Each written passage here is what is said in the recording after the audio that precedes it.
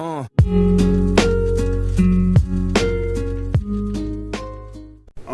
hey everybody, welcome back to the channel. This is Rob here at Smirking Gun Reviews, back to talk more comics. I just finished the Adamantium Hour over on Thinking Critical, and I'm telling you, I got like completely pumped up from watching that, and I was meaning to get to this like on Friday. But it's Sunday, and we're finally talking about Doctor Doom #1. This is the, this is the Arthur Adams variant. They wanted a lot of money for that. I was going to get it, and then I saw the price. Funny thing is that the next week for X-Men #1, there's like this hidden gem variant, same price.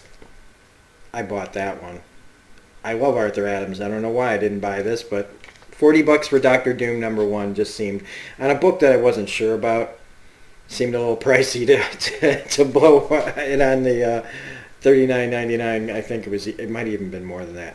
But I did get the Deodato variant, which I think is pretty dope. I like it more than the other one. That's why I get variants most of the time. I just like the art more on some of them. And some of them, you think they might be valuable or something, whatever.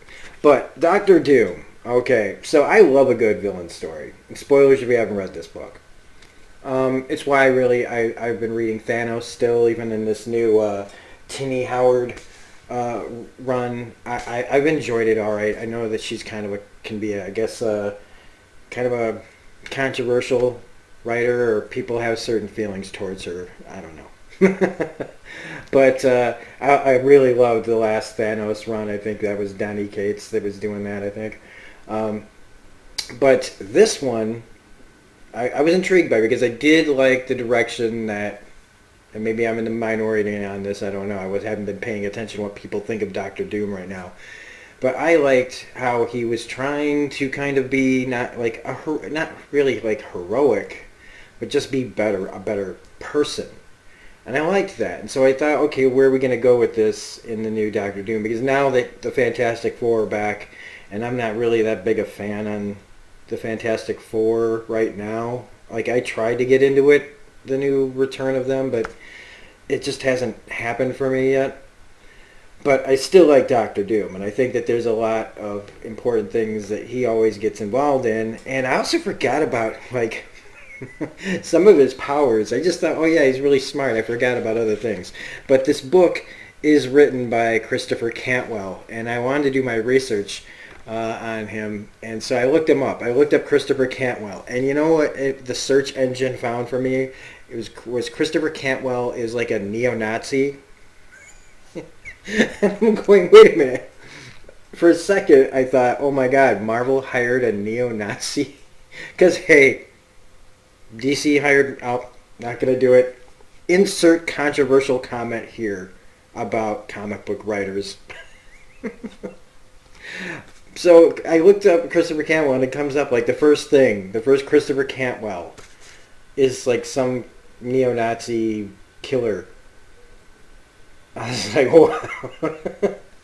Just further down, a little bit further down, you get Christopher Cantwell, who is one of the creators of one of my favorite AMC shows, Halt and Catch Fire. It's a show that nobody watched. I mean, I don't know, like, Mad Men was about ad agency people in the 60s. I mean, shouldn't that have been thought of as like a fest? But I watched it, and it was great. Well, this is the same kind of concept. It's like this kind of boring, like, why would this be interesting, about the beginning, kind of a fictionalized version of the beginning of tech companies, computer companies, things like that. But it was fantastic. It had great performances by Lee Pace and Mackenzie Davis and the guy who's got Scoop McNairy, who I really like too. And so I dug that show. I dug the writing on that show. It was one of the best written shows I'd seen in a while. It made me think of The Wire and Breaking Bad a little bit. Just really good dialogue. And so I thought, well, that's great. This makes it automatically great. I'm definitely picking this up, And so I get it, and also the art is fine. Salvador LaRocca, he's done everything. Like everything, practically. And so it's him back in, we get this Really, I'm going to say this right. Antlion Control Center, where, and I do like this, some of this art in here. Some of this art I don't like. The close-up stuff, I'm not too big a fan of. It looks very generic to me. But like whenever he pulls out in these like kind of bigger like shots, like there's a library picture in here, that's really good. But they're like doing this whole global warming thing from space. I just love comic books because they're always doing stuff to fix things that we aren't doing. Like we need to fix global warming, and since it's not happening in real life, comic books are trying to, things like that. I love that. But this right here, this first part of the page has me. I'm thinking about what they're doing on the moon and about a black hole on the moon, which automatically you go, what are you doing?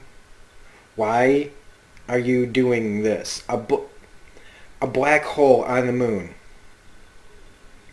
This could not possibly go wrong at all. This is the perfect plan.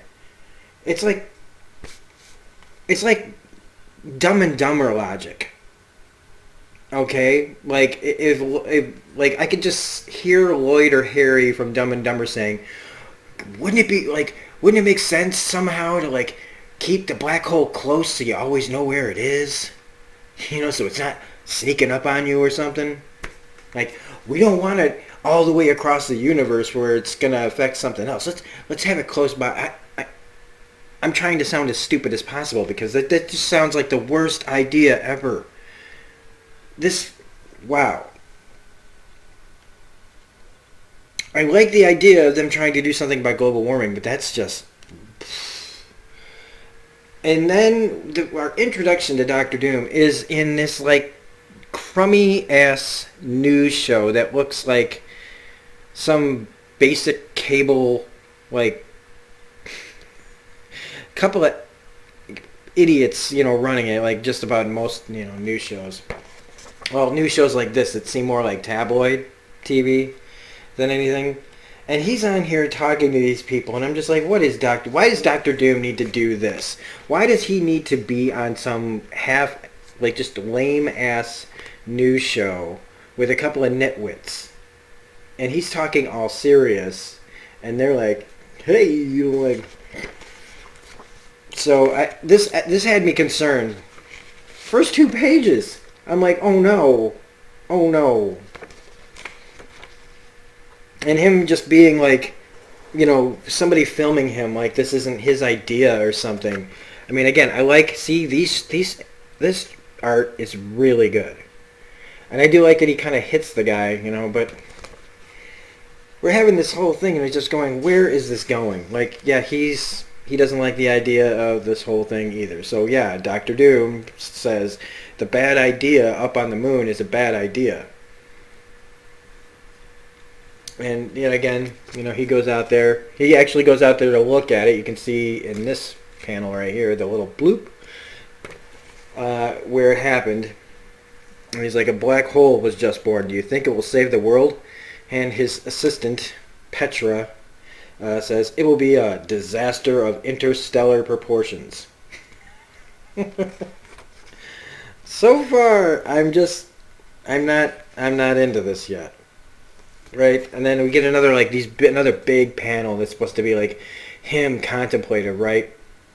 Like I'm supposed to feel something here. And I kind of did, but it's just like... But he's writing, truthfully, my foresight weakens with each passing year, for the world is blank. And he stops, and this is where we get Kang the Conqueror just kind of pops in like Kramer all of a sudden, just jumping into the room. And he doesn't know where he is. He's supposed to be in the Goth sector of remote quadrant Zulu, because why not, right? Just let's Mad Libs this. And they start talking about the Antlion, and asking if this is the right, does it work, Kang? Because he, jumps in and out of timelines, but he doesn't know which timeline this is conveniently, so he doesn't know if it works or not. So, because we need to be vague, but we need to have some weird situation in here, which I appreciate them adding, like Kang the Conqueror just comes in. Like that's crazy. It's cool because like it means Doom is kind of like these guys kind of have like a network, I guess.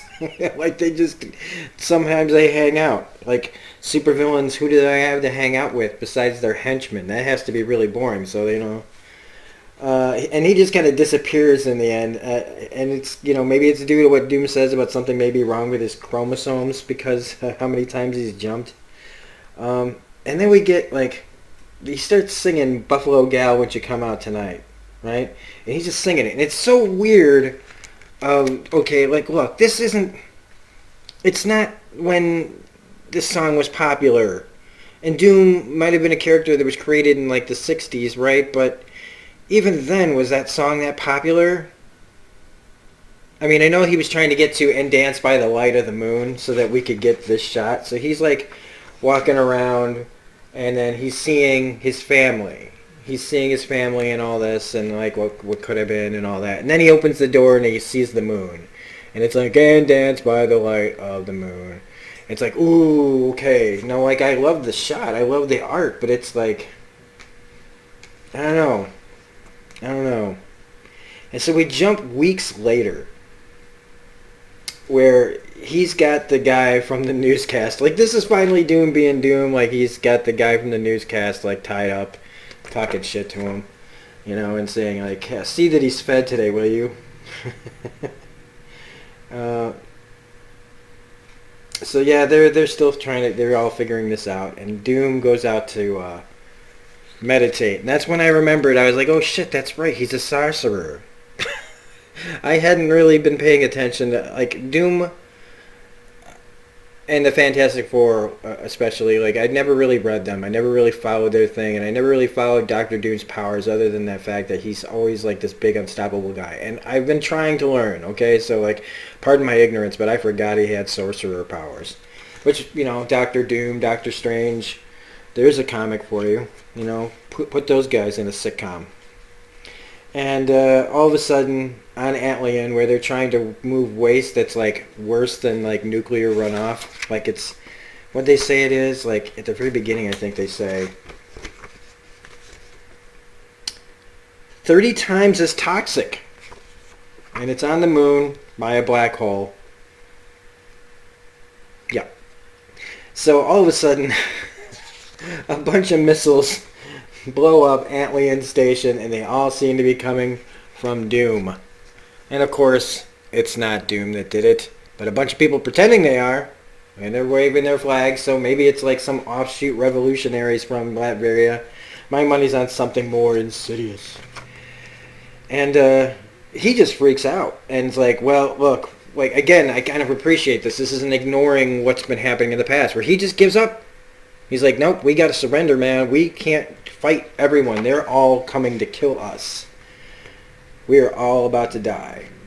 And so it's like 2 hours after the disaster. The helicopters start rolling in. And he does, the thing that you kind of didn't expect maybe. I mean, he gets into a fight with Union Jack, and which is fine. But then Agent Zero pops in. Like, he's the guy affiliated with Weapon H, right? Or Weapon X. One of the weapons, maybe all of them. But he comes in too, and so we get this kind of cool fight where they just kind of annoy him, and then he uses his like sorcery powers and starts like blasting them and all this, and it's pretty cool.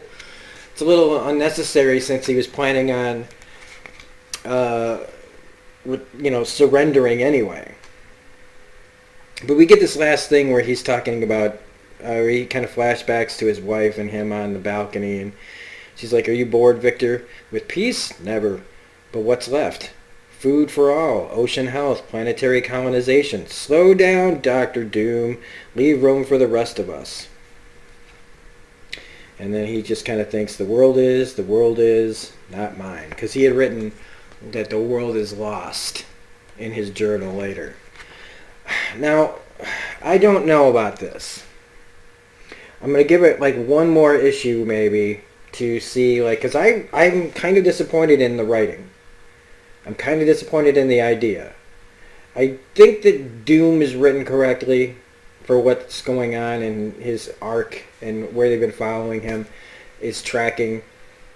But hopefully this can get back to like not use like weird silliness. I mean, we're gonna have to accept the fact that the plot is about a black hole on the moon, which is just so yeah. The whole idea of the thing on the moon is just not a very good idea, to say the least.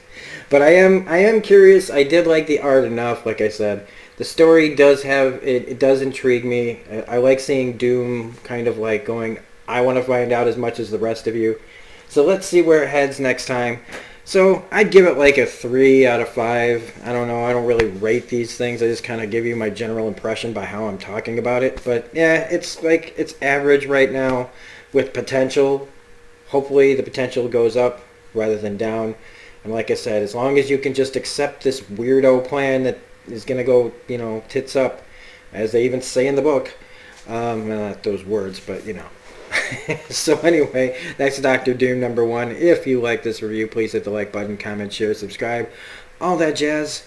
Otherwise, this is Rabbit Smirking Gun Review saying have a great day, and we will see you on the next review.